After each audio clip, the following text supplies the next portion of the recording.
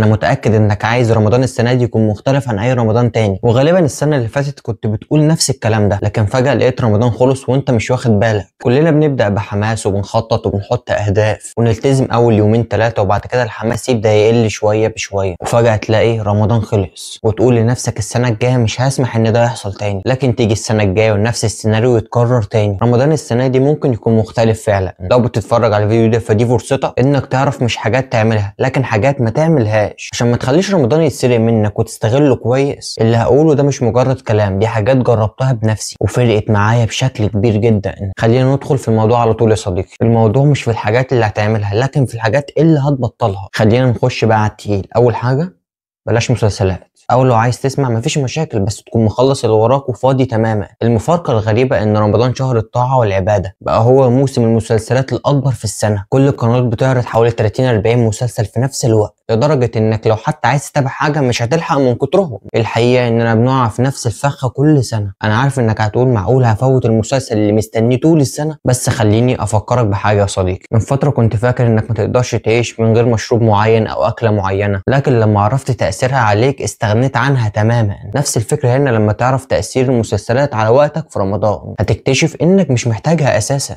الفكره كلها في الوعي. كل ما وعيك يزيد نظرتك للاشياء بتتغير، وحاجات كنت فاكر انها ضروريه تكتشف انها مش مهمه خالص. في جمله سمعتها غيرت نظرتي عن الموضوع تماما: المسلسلات موجوده طول السنه لكن رمضان بيجي مرة واحدة بس في السنة، فليه تضيع وقتك في حاجة ممكن تتفرج عليها بعد رمضان في أي وقت؟ بل بالعكس، لما تأجلها هتعرف ايه المسلسل اللي يستحق تشوف وايه المسلسل اللي كان مجرد ضياع وقت. لو مستني مسلسل معين خليه بعد رمضان، مش هيطير يعني، لكن رمضان نفسه هيطير منك في لحظة. يلا بقى نكمل في الحاجات التانية اللي لازم ما تعملهاش عشان تستغل رمضان صح. تاني حاجة يا صديقي، بلاش سوشيال ميديا، ولا انستجرام ولا فيس ولا تيك توك ولا اي حاجة من الحاجات دي خالص. الاستثناء الوحيد لو كنت محتاجهم في الشغل بس، وحتى في الحالة ديت يكون استخدامك في أضيق الحدود، تشتغل مثلا من الكمبيوتر او من موبايل الشغل. المشكلة في السوشيال ميديا يا صديقي ان مش انت المتحكم في المحتوى اللي بيظهر لك. ممكن تسمع آية مؤثرة بصوت المنشاة وتحس بخشوع، وبعدها على طول يطلع لك فيديو عن رقص او اغاني او اي حاجة من دي. التناقل المستمر بين الحالات دي بيأثر عليك وبيخليك في حالة تشتت.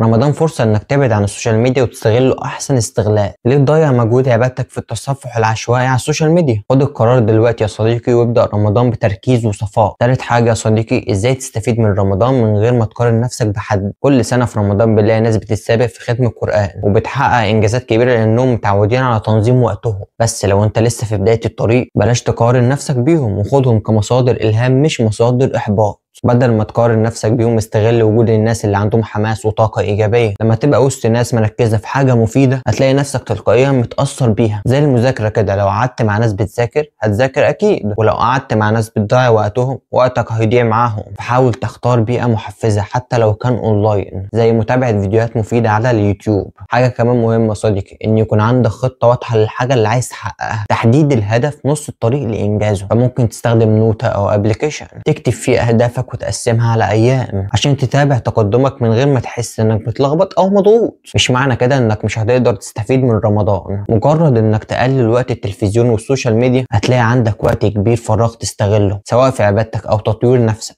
السر انك تستفيد من رمضان بجد يا صديقي انك تقدر تدير وقتك وتستغل الفرصة اللي عندك وتركز في الحاجات اللي هتفيدك سواء في دينك او حياتك الشخصية. وبس كده يا صديقي، يا رب تكون استفدت من الفيديو.